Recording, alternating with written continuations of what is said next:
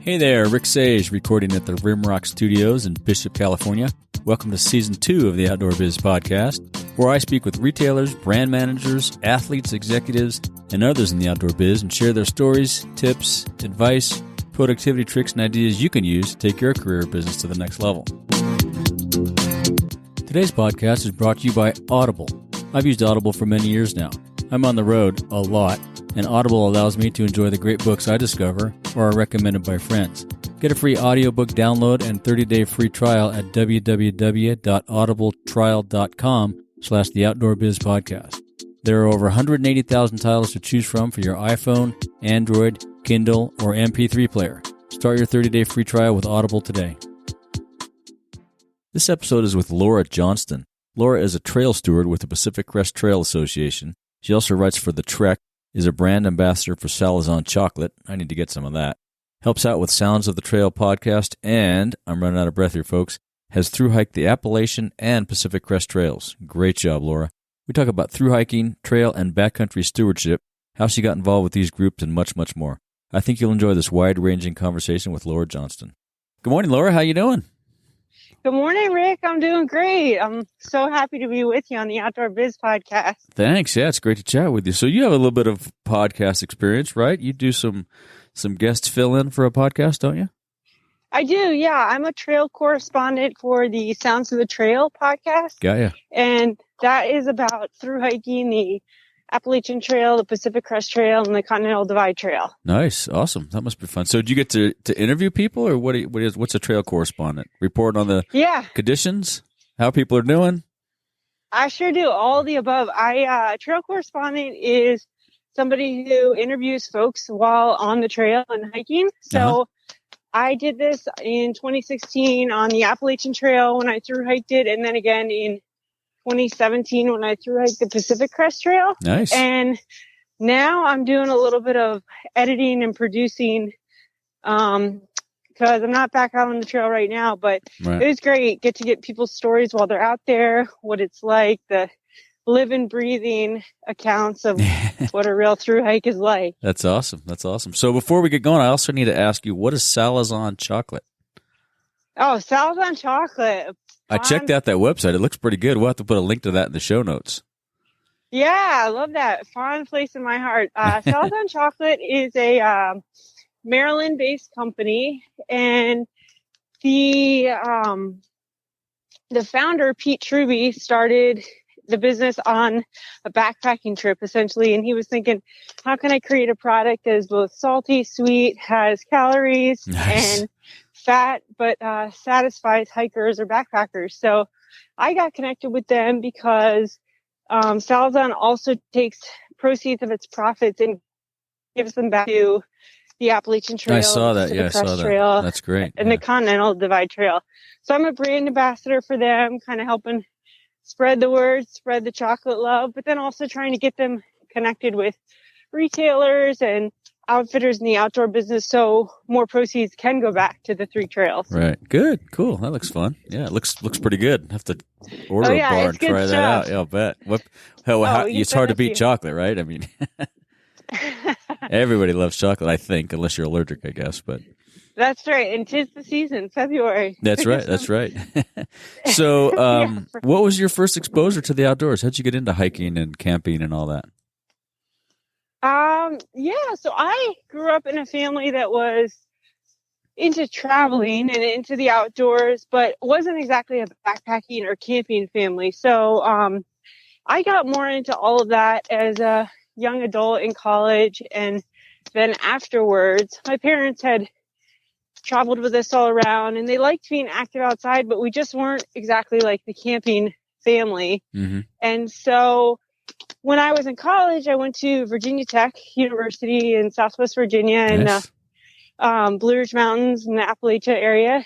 And I used to get out and go with friends for the day, hike down there. And parts of the mountains down there are a part of the Appalachian Trail. So that's really where I got my first exposure, but also started to really enjoy hiking. And then after college, I just got a little bit more into it and kind of transitioned from a day hiker to, a small weekend backpacker, but I really wasn't doing big trips. The biggest trip I did before I started the Appalachian Trail was a 5-day supported trip in Glacier National Park with a large group. Oh, wow, so, great.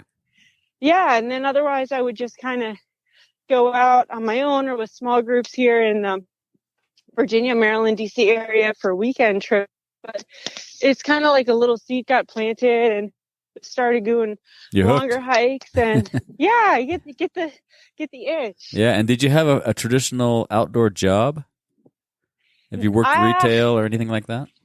That's a good question. I love that typical outdoor. Well, being a trail steward is sort of an outdoor job, but it's not tied to retail or manufacturing or anything that that aspect of it.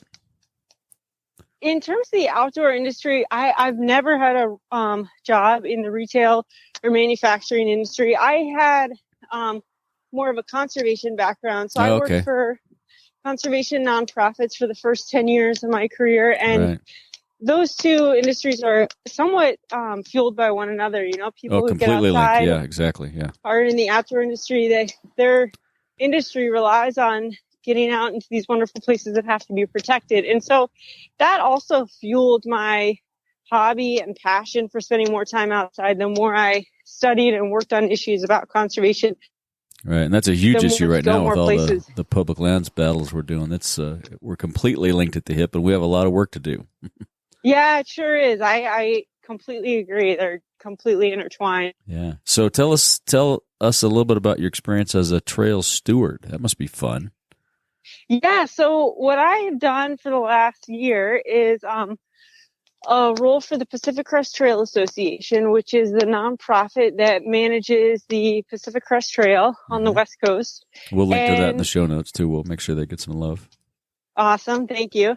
And the PCTA last year decided they wanted to set up something that was kind of a informal but grassroots way to encourage hikers on trail to be aware of stewardship ideas. So anything from leave no trace to protecting, promoting, or preserving the trail. And so folks like myself, and there were 10 of us, we all played this role, and some of us are still doing it now, but we used our different interests and talents to be able to do that. So I use the platform of the podcast as a way to have conversations about this, but then I would also write blogs and just have conversations with people on trail to just kind of quietly and curiously prompt these ideas, because a lot of times what can happen is, you know, people in the outdoor world, all of us, we love it. You know, you go there for fun, for refuge, for recreation, for excitement.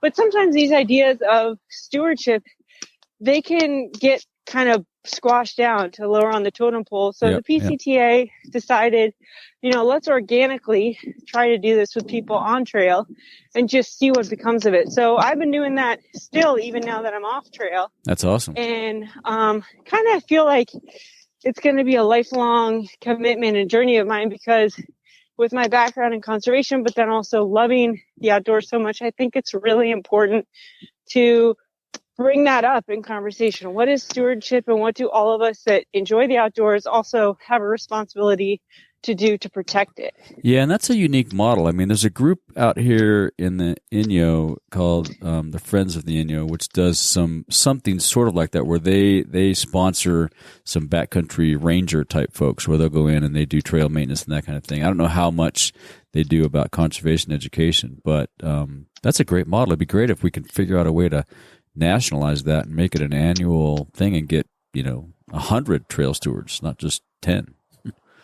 Yeah, definitely. I think that's one of the things that I've done a lot of thinking about and talking to people about since getting off the trail. Actually, it's one of those things where you can formalize a program and promote that and have nonprofits or parks say, become a trail steward. This is what you can do. This is what we want you to do. But also, I see it as kind of a commitment, but then also an opportunity for anybody that cares about this stuff to do it just by being a model or by talking about it. You could be in the backcountry and pick up a piece of trash because it's on the trail.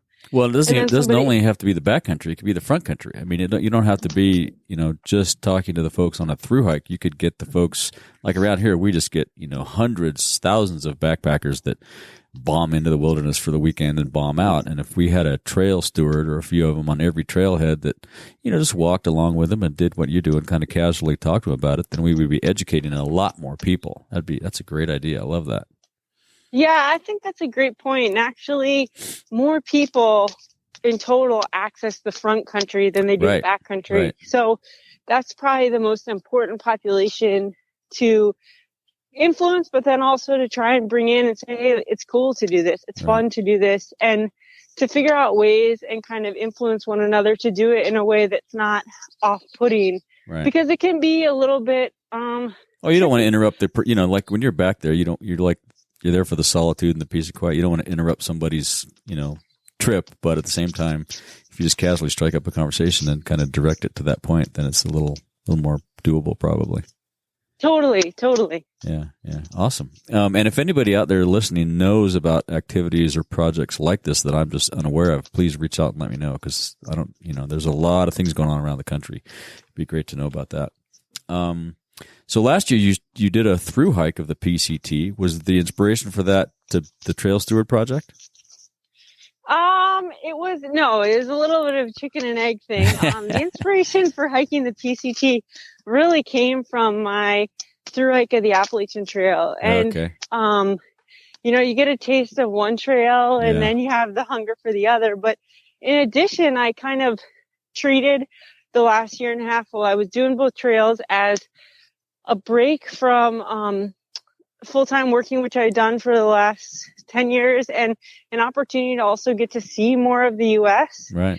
And that is really something that I found important, where I had gotten to know the East Coast very well. I'm from the Washington, D.C. area, spent a lot of time here, but then my thru hike, the Appalachian Trail, introduced me to a lot of small towns in the East. And then I thought, I really would like to get to know and see more of the West, because it's a huge part of my home country. And so I had just met so many cool people on the AT who couldn't stop talking about the PCT. And I thought, I have the opportunity still to do this, and I really wanted to. And then I started researching it more, and I just couldn't shake it. So the AT led to the PCT, but then nice. A really great opportunity to do the Trail Stewardship program came up, where I just, maybe a month and a half before I got out there, it was advertised on the PCTA's Facebook page, saw it, I applied, and perfect. Yeah, it was an extra opportunity to get out there and a fun project to be a part of. Yeah, nice little bonus. Yeah. So you chose the record-setting year of snow and wind and rain and weather. What were some of the challenges on the PCT? I mean, I saw people coming through Bishop. They just looked haggard. I mean, it just looked rugged. Yeah, it definitely was a challenge. Maybe more so mentally. It was a physical challenge as well, but I enjoyed it. It was definitely a year when you had to think a lot about, starting out in the desert, people always in Southern California have to be prepared and aware of water sources, but it was a hot year. So you also had to be really cautious and well planned each day, knowing where your water was coming from. But then in terms of the snow, I was able to just go completely north. I didn't have to flip flop, and good but a for lot you. of that was there's a little bit of luck for when I started. I started later than some people, but then also I think it was just making sure I was with a good group of people, not feeling like I had to rush, but also trying to be safe and smart.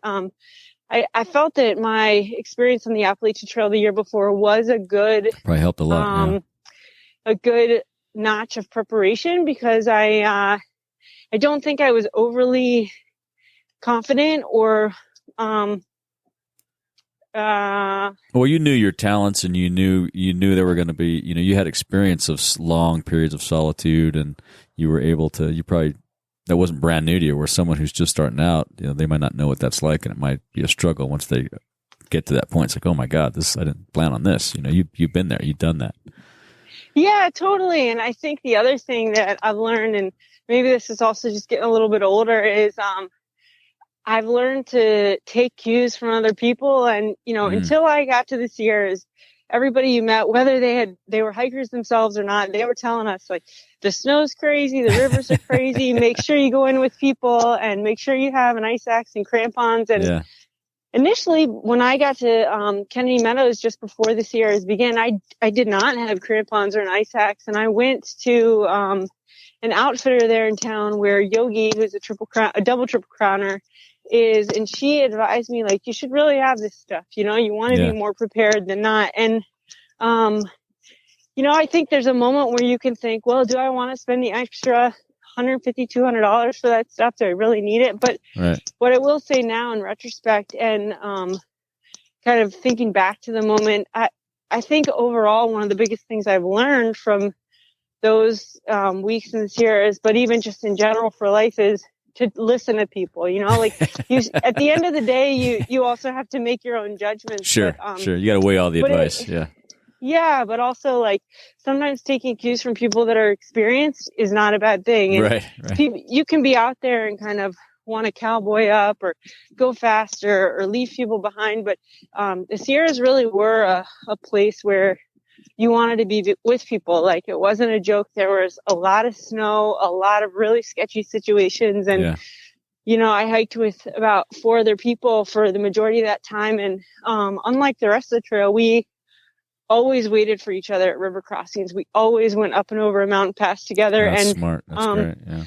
Yeah. And I just think no matter your age, no matter your ability, like there were people out there that were way more experienced than me, and they did that as well. And, seeing that is also a reinforcement that you just never know what can happen. And in a minute, right? In just a moment, it could be, wow, the scene can change 180 degrees. Yeah.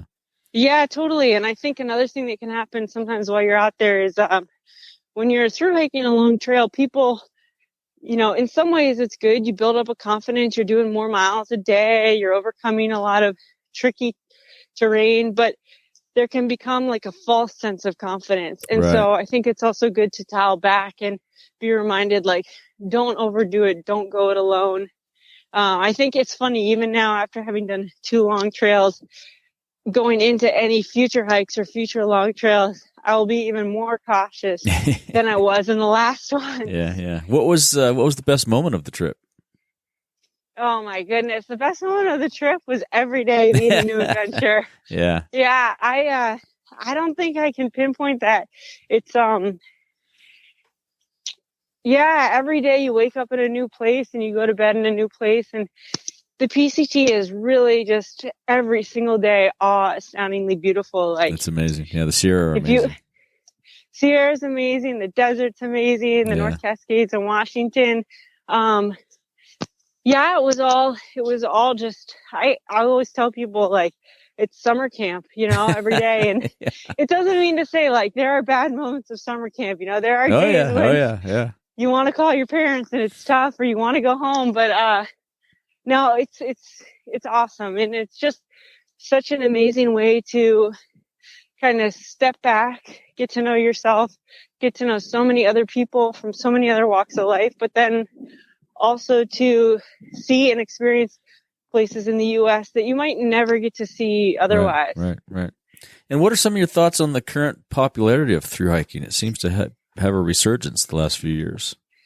Yeah, it's a good question. And overall, I think it's great. Like, it's a tough question because there is the important consideration of what increasing numbers mean for impact on the trail. Right. But all of the trail organizations are doing their best to try to manage that and encourage people perhaps to start at different times and maybe do unconventional routes like flip-flop or and that's a good thing for people to kind of become aware of. It doesn't mean that registering for permits or changing your route from just north to south or south to north is anything bad. It just means it's good for the trail. Right.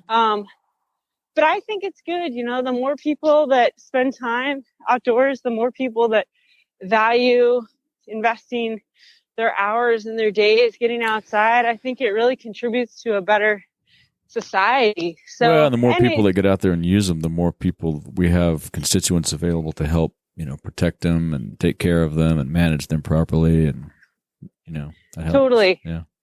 Totally. And the more people then you have that, they just care about the outdoors, then it becomes another way of thinking and operating in the world. Right. And what's your next big adventure? Oh, my next big adventure is getting a big girl job and being more of a section hiker. I'm going to, I hope to section hike the CDT, but I'm also doing my best to explore trails around me and to give back. I'm trying to do trail work. Right now I'm on the East Coast, and so on the weekends I'm trying to spend time working on the Appalachian Trail. But then also trying to do my best to just continue to be a voice for stewardship and getting other people outside. So whether that's on social media with photos, blogging, but yeah, I'm trying to get a new job now in the outdoor industry. Good. Yeah. Well, we'll do all we can to help. Let us know what you're looking for and, keep in touch. And if we can connect you with anybody, we'll do it. Thanks, Rick. That's awesome. And what are some other outdoor activities do you participate in addition to hiking and Yeah, so I think I'm one of these people that I'm hyper attracted to lots of stuff. I love to spend as much time outside as I can. So other stuff I like to do are trail running, skiing, snowshoeing. I like to do a lot of water sports too. I grew up as a swimmer, so kind of a novice surfer. Just always enjoy trying new things and learning from other people. That's great. And do you have any suggestions or advice for folks wanting to get into the thru hiking game?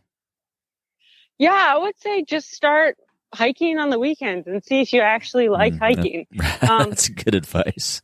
Sometimes people, they think they want a thru hike because it sounds exciting. It sounds like a big adventure. But the main thing you got to do is figure out, do I like hiking? And at the same time, you can't figure out if you like thru hiking except by thru hiking. And so you got to do a couple overnights. Yeah, you got to have that experience, right? Multiple overnights, right? And the other thing is, if you have one bad experience, but you think you might still like it, just get out and try again, or go out with different people, or seek out another opportunity. Don't let bad weather or bad companionship or sore feet, turn you off. No, that's good. Yeah. And another thing that is really important, I think, and it's becoming more and more of a voice in the outdoor industry, is go out there, even if there's other people that don't look like you or don't sound like you. And if you feel like that's great, that, they're not the same color as you, they're not the same ethnicity, background, sexual persuasion, or physical model. Right. There are other people out there that look like you. And, as somebody who's thru hiked 2 long trails, I feel like there still are a lot of people that look similar, but there's a lot more diversity than you think. And it's getting better. Yeah. We need to continue to bring those folks into the fold. And I think it's kind of an important thing where we can all invite other people. There's so many great organizations out there now that are trying to amplify the voice of this, but a lot of times, for me, the hiking, I got into it because I was into it and I liked it, but there were people that influenced me. I did have friends that were more experienced, or that they knew the ropes, and they invited me out. And so I kind of feel like now, like anything, I want to make sure I try to do that for other people. So if you're somebody who is thinking about it, also another great way to reach out to people, if you just don't have the confidence yet or the know-how, is online. I mean, now more than ever, there's so many ways you can connect with people. And of course, there's also going to be chatter or people that are going to be the naysayers.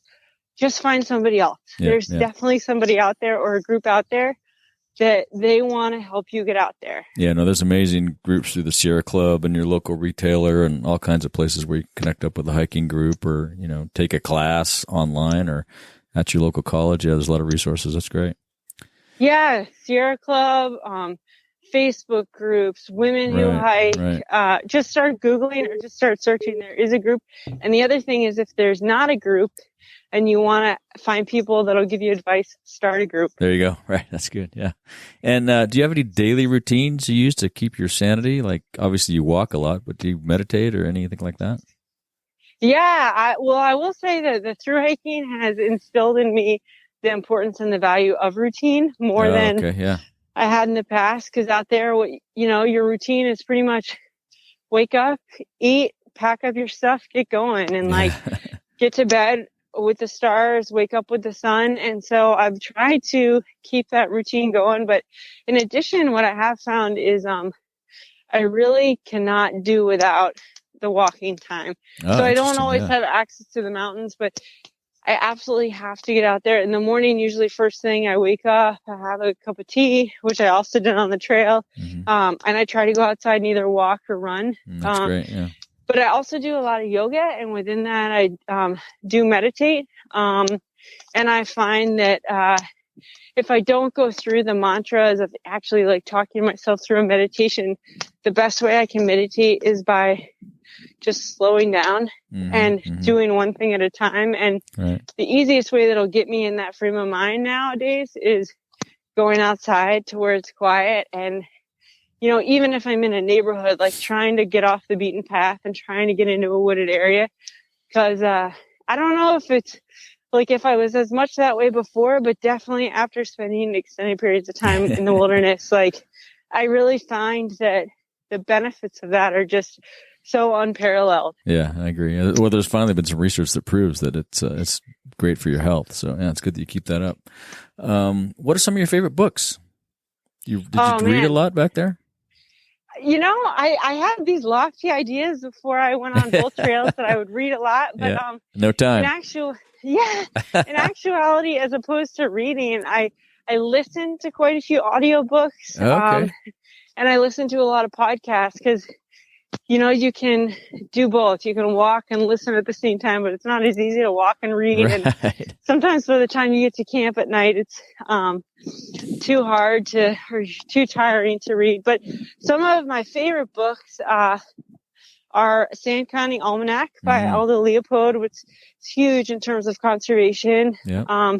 Another one I read in the last year or listened to on trail is called The Nature Fix. Oh, I like it. It's by a woman, Florence. I can't remember her last name, but she has written about the positive impacts of nature on people's health. And it's basically her anecdotal experience of moving from a very wild area to Washington, D.C., which is more of a urban area. And then, doing all of this research on science and neuroscience and ecology and the positive things that happen to people when they put themselves in nature. Oh, cool. That'd be a great one. We'll have to look that up. We'll put links to those in the show notes. That's great. And how about a favorite outdoor gear purchase under $100? You must have a couple of them, I'll bet. Yeah, the list is long. I got a couple for you. The first is Darn Tough socks. Oh, okay. Darn Tough socks are no more than $15, and they are the best, most reliable socks you can have. They have a lifetime guarantee. They're comfortable, and I just cannot live without them. Another thing is a Sawyer water filter. Okay. Sawyers are no more than $30, but you use them every single day on trail, and a lot of people also kind of toe the line between filtering their water, not filtering their water. Sometimes when they're in real high altitude areas, I always filter water just to be safe, but the Sawyer is so reliable. And, that's interesting because I just shared a link with some friends of mine about an article in Slate. I think it was in Slate magazine about some research that kind of debunks the whole need for filtering. I'll put that up on the show notes too, so people can look at that. But it's some interesting research that all the filtering that we do has not been validated by science that we need to do it. So, not to stir up a controversy, but I'm like you. I don't take a filter. I use some Alchemira drops because they're lighter weight and easier and quicker to use. But it's just cover yourself, right? Just be safe. Why not do it? So. Yeah, I think however you do it, it's just good to be extra safe. I got sick a couple times on trail, and Right. you never really know what it came from. But Right. one other, I got two other pieces of gear for you. All right, cool. The first is I have a pair of shorts that I've had for 10 years. Wow. They are made by Patagonia, and they're baggies. Yeah. That's the name. Yeah. But those shorts have hiked with me completely both trails. I've worn them every single day of both trails. So wow. It's something like 315 days and nearly 5,000 miles. Holy and cow. I have there's no rips, there's no holes. Those shorts are the most reliable things ever. The only thing that's changed about them is the color is faded from a bright pink to like a very faint pink. Yeah, but we'll link to those. Those have been know, around forever. I was a river guide. I guided in those every day while I was guiding for 6 years. They're great. Yeah, they're awesome. And another reason they're really important to me is because Patagonia is so committed to doing the right thing, environmentally and socially. And they've gotten just so engaged trying to encourage people that use their gear to be aware and to be a part of a force for good. And, I can't advocate that enough. Like, our money means something in this industry. And as outdoor enthusiasts, support the companies that are doing good, that have an interest in changing the world. And Patagonia is definitely a force for that. Yeah, that's great. That's good. And what's the other one? Oh, the other one I would say is whatever device you bring with you. Like, I have an iPhone, but whatever device you bring, that's maybe not going to be under $100, but make, you buy a used one under $100, I'm sure.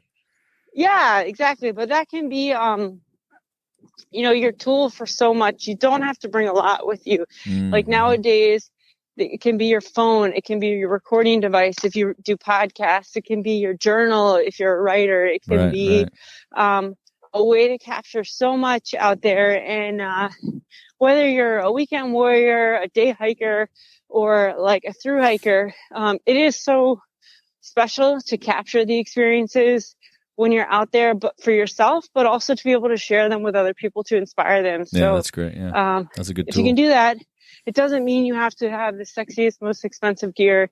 Whatever you have to capture those things, bring it with you. Yeah, yeah, that's good. Yeah. Yeah. And is there anything else you'd like to ask or say to our audience before we go to wrap? I would like to hear from you guys. You can find me on social media, cool.